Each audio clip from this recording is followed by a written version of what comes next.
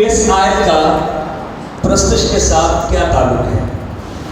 ठीक है, तो बात हम ये सीखते कि आज जनाब डॉक्टर नईम सलीम साहब की जो काविशें हैं, जो उनकी रोया है, उसको यहाँ पर प्रोमोट हम कर रहे हैं मुख्तलिफ तरीक़ों से, और उनके साथ और जनाब आर्थर बर्की साहब के साथ, जावेद तुफैल साहब के साथ हम सब मुआवन और मददगार हैं ताकि इस रोया की प्रमोशन की जाए।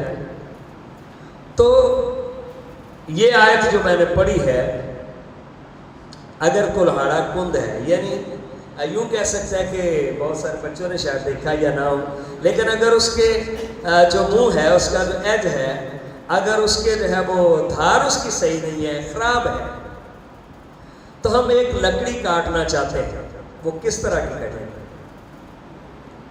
कटेगी या फटेगी? वो लकड़ी कटेगी नहीं, वो फटेगी। अगर उसकी धार तेज की जाए तो फिर आप जिस तरह से या जिस एंगल से लकड़ी को काटना चाहते हैं वो कटेगी। आमीन। और उससे खूबसूरत चीज, आप खूबसूरत मेज, खूबसूरत डाइस, खूबसूरत दरवाजा, खूबसूरत खिड़की आप उससे बना सकते हैं, खूबसूरत ट्रे आप बना सकते हैं, जिससे मेहमानों की मेहमान नवाजी होती है, इज्जत अफजाई होती है। इसी तरह से हमारे पास अगर बहुत सारे बेटे हैं, बेटियां हैं, नौजवान हैं, अगर उनकी इस्लाह ना की जाए, प्रस्तुत के लिए, सिताइश के लिए अगर उनकी इस्लाह ना की जाए, तो सिर्फ वक्त का ज़ियान है, नुकसान है, फिर प्रस्तुत और इबादत नहीं होती। जिस लोग रूटीन पूरी करेंगे लेकिन खुदा की प्रस्तुत और इबादत नहीं होती, तो जो सीनियर्स हैं उनकी ड्यूटी है कि वो इस काम को जो है वो इसकी जिम्मेदारी लें, और खुदा का शुक्रिया अदा करते हम कि नईम भाई की, डॉक्टर नईम साहब की ये जो काविश है वो उसी की एक कड़ी है। हालेलुया। मज़हबी नज़में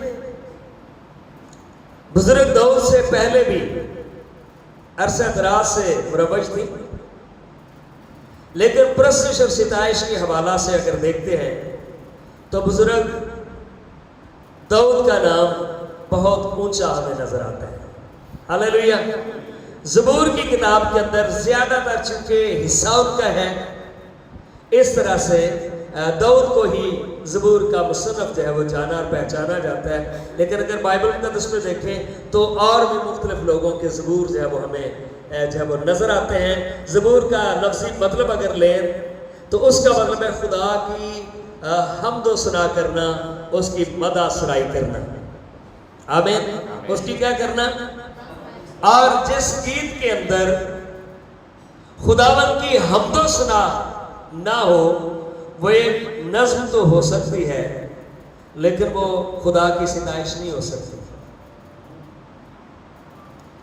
और इसी तरह से बाइबल मुक़द्दस में गिनती 21वें बाब की 17वीं और 18वीं आयत में वहां पर मूसा का गीत जो है वो दर्ज किया गया, जिसका मतलब है कि जब बनी इसराइल को बहरे कुलसुम से खुदा ने पार किया और उन्होंने खुदावन की शान में एक खूबसूरत गीत गाया जो उनकी फतह याबी का तराना था। आमीन। हम जब खुदावन की सिताइश करते हैं तो वो सारी प्रस्तुत और सिताइश का जो मरकज है वो कौन है? वो जिंदा खुदा है। हालेलुया। वो कौन है? वो जिंदा खुदा है जिसकी हमने सिताइश करनी है। इस तरह से इस्तिस्ना की किताब के अंदर 33वें, 32वें और 33वें बाब के अंदर भी, और क़ज़ात की किताब में दबूरा का गीत, जब लोग फतहमंद होते तो सारा इज्जत और जलाल किसको देते थे? जिंदा खुदा को देते थे। हालेलुया। आज जब हम खुदा की हजूरी में जमा होते हैं तो आज में दर हकीकत यही कुछ इसी तरह से होना चाहिए। दाऊद ना सिर्फ एक जंगी मर्द था, बल्कि शमूएल की दूसरी किताब आप खोले मेरे साथ, शमूएल की दूसरी किताब यानी दूसरा शमूएल और इसका 23वां बाब।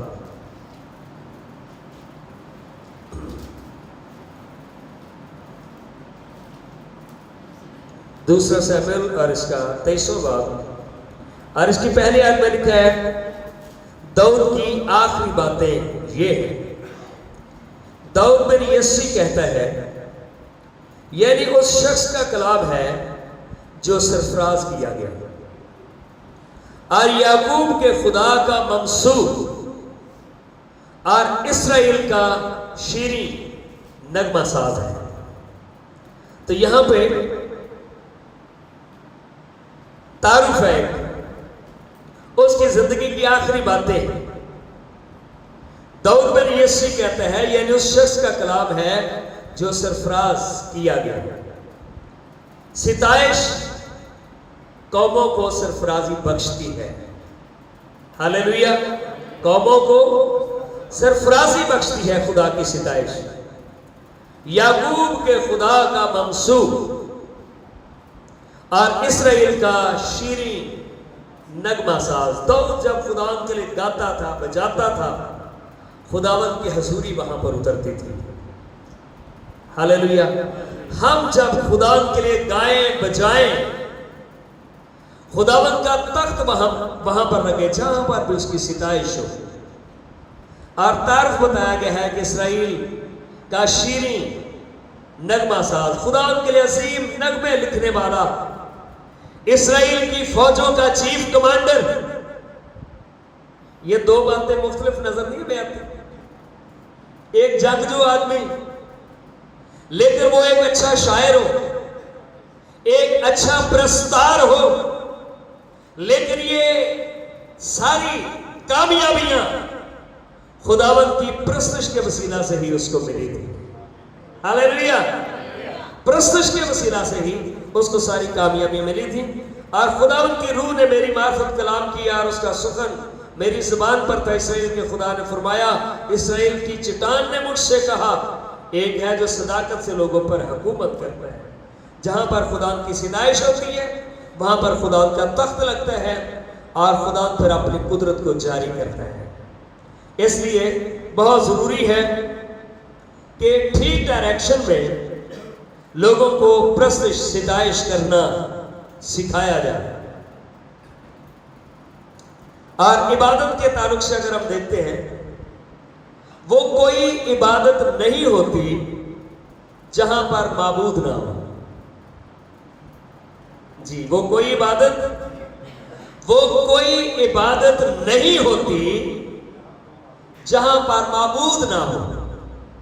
और इबादत का मतलब ये है, उसका मीनिंग ये है, मिसाल हम यूं ले सकते हैं, जैसे एक किसान खेत में काम करता है, गहरा हल चलाता है और फिर उसके बाद फल आने का इंतजार करता है।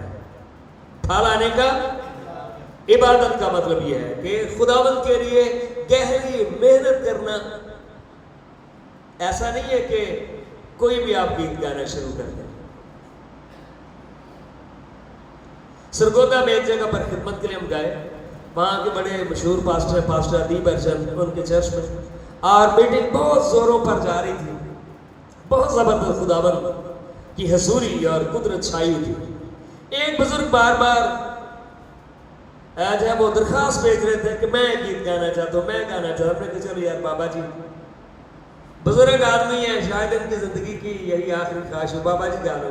बाबा जी ने गीत गाना शुरू किया, एक मौत दा कांग बनेरे नित बोले शाम सवेरे। मैं बाबा जी तुसी कमाल कर छोड़े। जहां पर खुदावंद है वहां पर जिंदगी है, मौत वहां से भाग जाती है। वहां पे मौत का कांग नहीं होता। और नईम साहब की इस कोशिश के लिए हम एक बार फिर जोरदार तालियां बजाएं कि म्यारी प्रस्तुश, म्यारी सिताइश जो खुदावंद के शायाने शान हो उसको सिखाया जाए, इंट्रोड्यूस करवाया जाए। हालेलुया। एक मौत का कान दुनिया ते जो मेरे साह बुरे होंगे। टीवी पे एक गीत चलता है, वो मिट्टी दे कर दे स्माल बंदे सिताइश है। ये तो आपने रोना धोना शुरू किया हुआ है, ये सिताइश नहीं है। तो बात हम कर रहे थे, इबादत बगैर माबूद के नहीं होती। इबादत बगैर माबूद के नहीं होती, उसके लिए माबूद का होना जरूरी है। और हमारी इबादत बाकी इबादत होती है। उसने कहा जहां पर 2 या 3 मेरे नाम से जमा होते हैं, मैं उनके बीच में हूं। हालेलुया। हमारा माबूद हमारे बीच में होता है, जिसकी हम सिताइश करते हैं।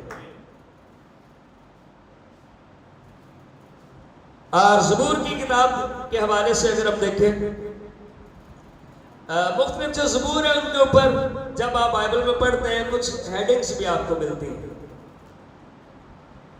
और कई जगह पर एक लफ्ज आपको मिलता है सिला, जिसका मतलब होता है इंटरवल, वक्फा भी दे, कुछ सम भी दबो, ये में जितो मर्जी शुरू कर दे। इंटरवल भी हो, कुछ सम भी हो, पता चले आपकी आवाज ऊंच नीच की समझ हो। और प्रस्तुत करने वाले ऐसी प्रस्तुत करें कि लोग दुनियावी गाने वालों को भूल जाएं। दुनियावी गाने वालों को लोग क्या करें? भूल जाएं। लोग गीत गुनगुनाएं, खुदा की सिताइश इस तरह से हो। और इसी तरह से उसमें ज़बूर 45 में उसकी हेडिंग ऊपर मिलते हैं मशकील। मशकील का मतलब होता है ज्ञान, ध्यान, मेडिटेशन, गौर व फिक्र करना खुदावंद की कुदरत पर, उसके बड़े बड़े कामों पर। और ज़बूर 45 शुरू यहाँ से होता है, मेरे दिल में एक नफीस मजमूर जोश मार रहा है। किसके लिए जोश मार रहा है? मेरे खुदावंद के लिए। और फिर कहता है कि मैं आइए इसको पढ़े। ज़बूर 45 इसकी पहली आयत और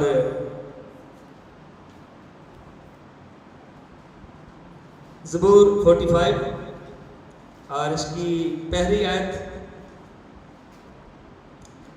मीर मुगनी के लिए शिशनीम के सुर पर बनीकुरा का मजमूर। आगे लिखा मशकील। मेरे दिल में एक नफीस मजमूर जोश मार रहा है, मैं वही मज़ामीन सुनाऊंगा जो मैंने बादशाह के हक में कलम बंद किए हैं। आमीन। किसके हक में?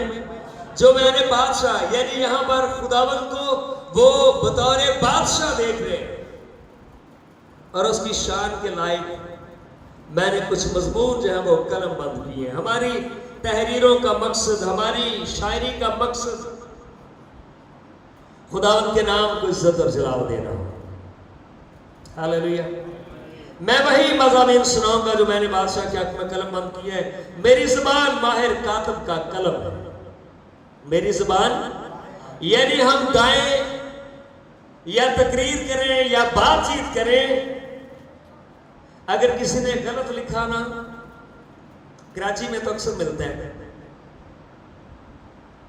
और होता कुछ भी नहीं है, बंदा समझ भी जाता है, लेकिन सहनी जो है वो कोफ्त होती है। कई बार लफ्ज ऐसे औकात है, लोगों ने औकात लिखा होता है। टीवी पे भी बहुत सारी गलतियां आती हैं। लेकिन अगर हमने खूबसूरत लिखा है, हर बंदा बोले वाह ऐसा अच्छा लिखा है, खूबसूरत। लेकिन अगर सही नहीं लिखा तो क्या बोलने वाले, यार ये लिखा क्या है? ज़हनी कोफ्त होता है, ये क्या कीड़े मकोड़े लिखे। हम गाएं या बजाएं या हमारी तहरीर हो, उसमें ढूंढना ना पड़े कि शायर कहना क्या चाहते हैं।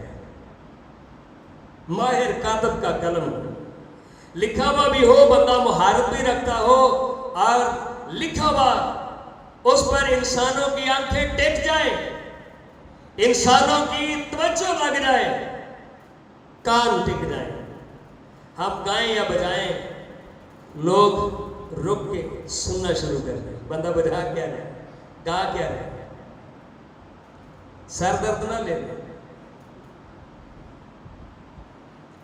और इसी तरह से अलामूद के सुर पर बाइबल में मैं वो हेडिंग ज़बूर के ऊपर नजर आती है, जिसका मतलब है औरतों की आवाज, यानी उनके पिच के हिसाब से औरतों की, बच्चियों की आवाज कैसे। शुमीरियत ज़बूर नंबर 6 मर्दों की आवाज कि आदमियों ने कहां पर गाना है, क्वायर्स जब बनाई जाती हैं, खवातीन ने, लड़कियों ने कहां पर गाना है, लड़कों ने कहां पर गाना है, इतनी महारत से गाएं कि लोगों को मजा आए। आमीन। लोगों को इतनी महारत से बजाएं कि लोगों को अच्छा लगे, और इसके लिए वक्त दें। दुनियावी कामों के लिए लोग वक्त देते हैं, बहुत अच्छी बात है, लेकिन खुदावंद के काम के लिए भी वक्त दें। क्यों? क्योंकि आप खुदावंद की सिताइश करते हैं। हालेलुया।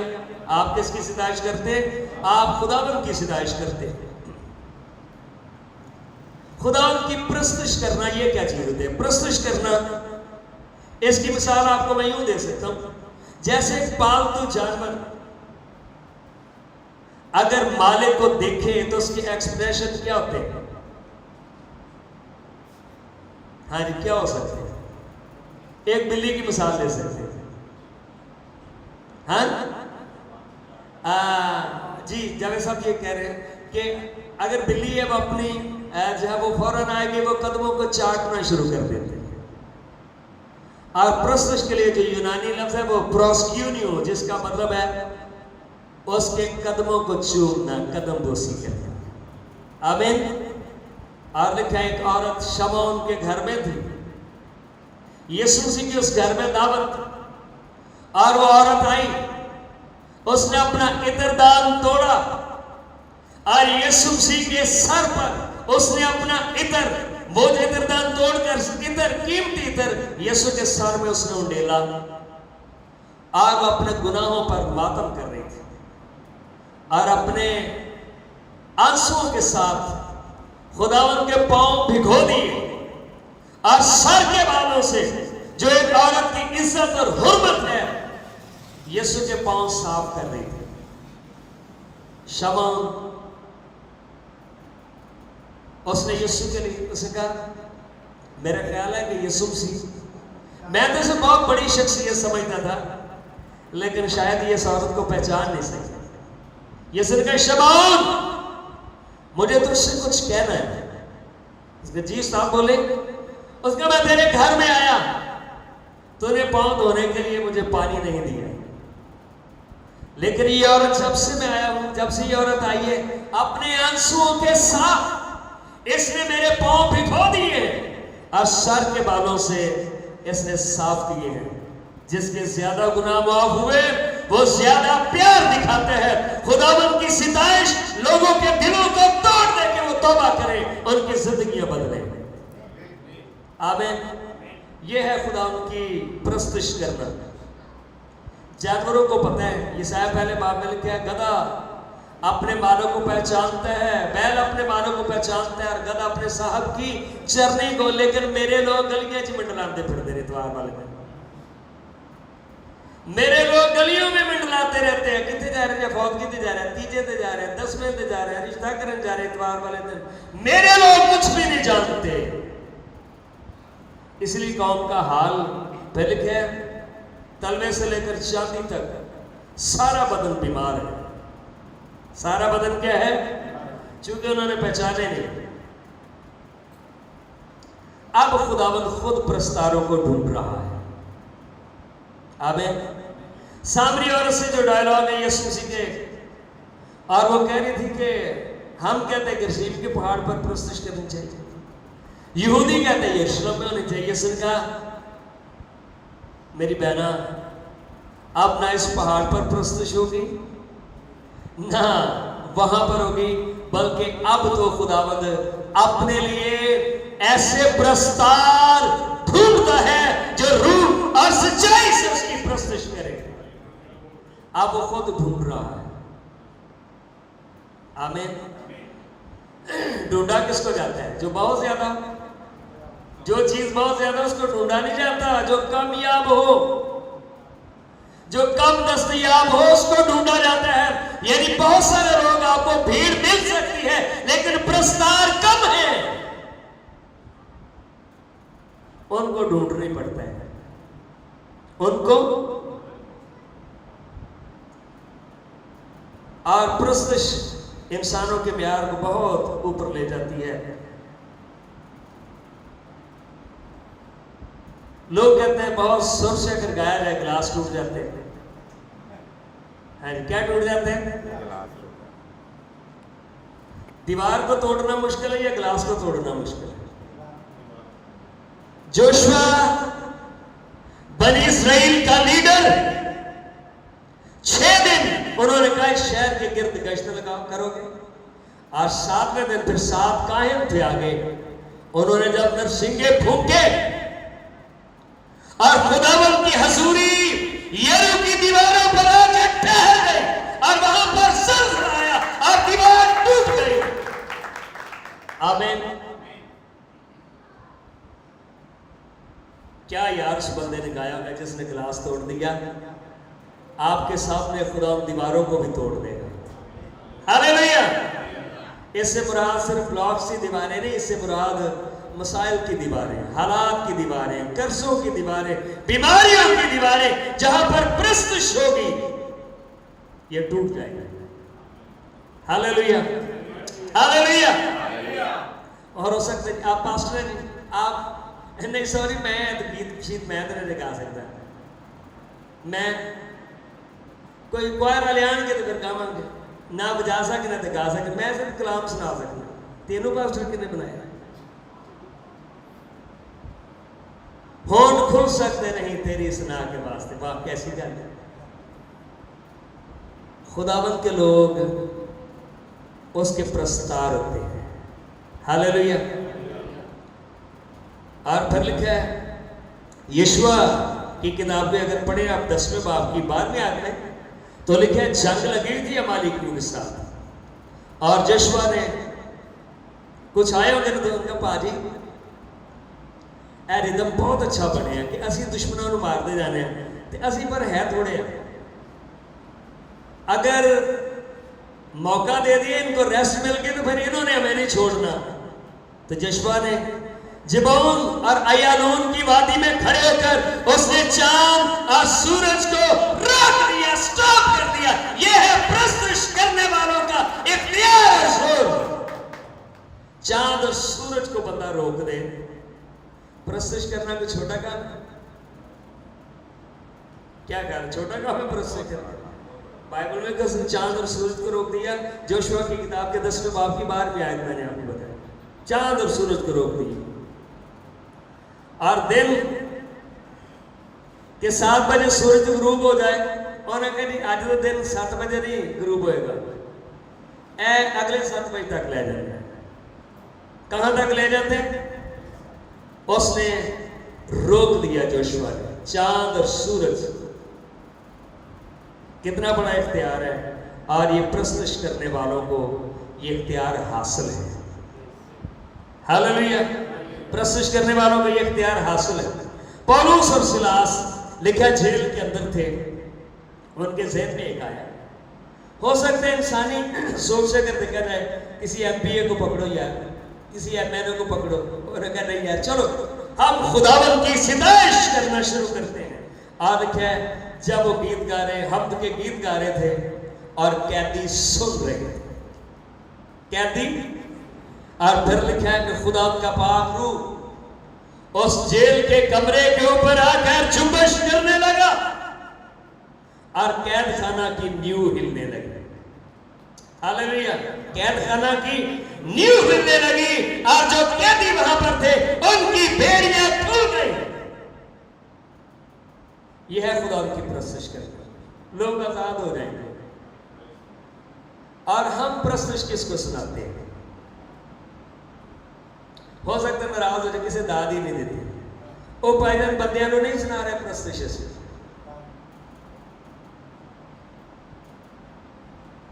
बंदों को प्रस्तुत नहीं सुना रहे। किसको प्रस्तुत, किसकी प्रस्तुत कर रहे हैं? हाँ जी, सिताइश किसकी कर रहे हैं? अपने महबूब की सिताइश कर रहे हैं कि तू खूबसूरत है। तू कौन है? तू खूबसूरत है। और एक आखिरी बात मैं आपसे करना चाहता हूं, जिस खुदा की प्रस्तुत करते हैं वो बातचीत भी करते हैं। सफरिया की किताब मेरे साथ खोलिए, पुराने अहदनामा में सफनिया की किताब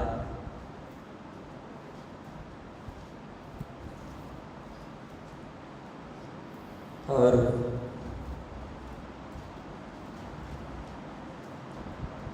इसका तीसरा बाब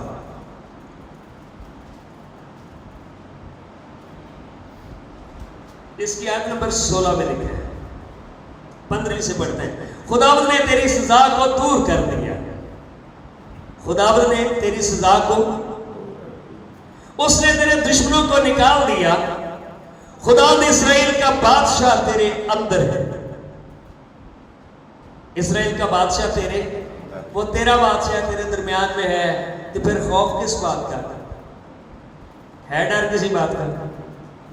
आपका कमांडर, आपका माबूद, आपका खुदावंद आपके बीच में, तो फिर मुसीबत को ना देखेगी। उस रोज यरूशलेम से कहा जाएगा, हिरासा ना हो। खुदावंद की प्रस्तुत और सिताइश लोगों को दिलेरी बख्शती है। आमीन। क्या करती है? ऐसे यूं तेरे हाथ ढीले ना हो। हाथों से क्या करेंगे? तालियां बजाकर खुदावंद की हमदो सना करेंगे। Hallelujah, hallelujah. खुदावंद तेरा खुदा जो तुझ में है, आगे लिखा है कादिर है। कादिर का मतलब है छू कर सब कुछ कर सकने वाला। वही बचा लेगा। वो तेरे सबब से शादमान होकर खुशी करेगा। हाँ जी, किसके सबब से? अगर आप खुश होकर खुदावंद की प्रस्तुत कर रहे हैं, सिताइश करते हैं, तो खुदावंद कोई स्टैचू है? क्यों नहीं? कोई प्लास्टर ऑफ पेरिस की कोई मूर्ति है? लिखा है वो तेरे सबब से। जब आपके चेहरे पर शादमानी होगी, खुदावंद भी शादमान होता है। हालेलुया। तेरे सबब से शादमान होकर खुशी करेगा। और अगर हम खुद ही रोते हुए गा रहे हैं, अफसुर्दा इबादत कर रहे हैं, तो फिर खुदा, अगर बाहर से कोई आएगा, आप चुप करके बैठे परेशान, तो बाहर वाला बंदा, उसकी क्या गुफ्तगू कहां से स्टार्ट होगी? क्या कहा? खैर हो भाई, खैर। लेकिन अगर आप शादमान हैं और बाहर से अंदर आने वाला भी, वो भी खुश और शादमान होगा। आपके खुदा के लिए लिखा है वो तेरे सबब से शादमान होकर खुशी करेगा। तेरे सबब से वो खुश होते हैं, शादमान होते हैं। वो अपनी मोहब्बत में मसरूर रहेगा। वो आपको कहता है कि तुम मेरा प्यार हो, तुम मेरी मोहब्बत हो। हालेलुया। वो गाते हुए तेरे लिए शादमानी करेगा। और कैथोलिक तर्जुमे में ये लिखा है वो गाते हुए तेरे लिए वो नाचेगा। इब्रानी वतन के मुताबिक वो जब तू गाता है वो भी नाचना शुरू कर देता है। हालेलुया। जिसके लिए दाऊद नाचता है, उसका खुदा भी उसके लिए नाचता है, शादमान होता है। हालेलुया। ये हमारा खुदा गाते हुए तेरे लिए लिखा वो रक्स करेगा। गाते हुए तेरे लिए चर्चेस की कुछ साल पहले तरतीब क्या होती थी? अगर किसी बच्चे ने ताली बजा दी तो चर्च FC एरिया में, चर्च पाकिस्तान में हमारी पास एरिया को किसी बच्चे ने ताली बजा दी, हाँ क्या हुआ? ओ भाई माफ कर दो यार, ताली बजा दी, क्या हुआ? हालेलुया किसने बोला? खुदावंद की हमद करो। यहां पर एक ही लफ्ज है इब्रानी में, हालेलुया। बुलंद आवाज से खुदावंद की सिताइश करना। और यहां पर वो तेरे सबब से शादमान होकर खुशी करेगा। वो अपनी मोहब्बत में मसरूर रहेगा। वो गाते हुए, खुदा फिर गुलूकार है कि नहीं? आप किसके लिए गाते हैं? और ऐसा हो सकता है कि अगर आप किसी के लिए गा रहे हैं और आपके लिए कोई ना गाए, आपका खुदा आपके लिए गाता है। खूबसूरत है तू खुदा की सूरत है। आप गजल की किताब पढ़ें, गजलों की किताब, अगर वहां पर जो है सुलेमान अगर शोनियत को कहता है कि तू खूबसूरत है, आगे भी जवाब यह है आप भी खूबसूरत हो। आमीन। आपका खुदा खूबसूरत है और खुदावंद की कलीसिया खूबसूरत है। हालेलुया। आइए खूबसूरत कलीसिया के लिए भी तालियां बजाएं, जिसके बदन पर कोई दाग और कोई झुर्री नहीं है। मैं तेरे उन लोगों को जो ईदों से महरूम होने के सबब से गमगीन और मलामत से ज़ेर बार है जमा करूंगा। और सफनिया की किताब में लिखा है कि सिताइश के सबब से जो हम खुदाबंद की करते हैं कौमों को तरक्की मिलेगी। हालेलुया। लोगों में खुदा की हजूरी के सबब से कलीसिया पाकिस्तान के अंदर तरक्की करती जाएगी। उनकी सोच को बुलंद करना है। हालेलुया। हमारी प्रस्त सिताइश का मरकज खुदा बाप, बेटा और पाक रूह हो। आइए अपने सरों को झुकाएं।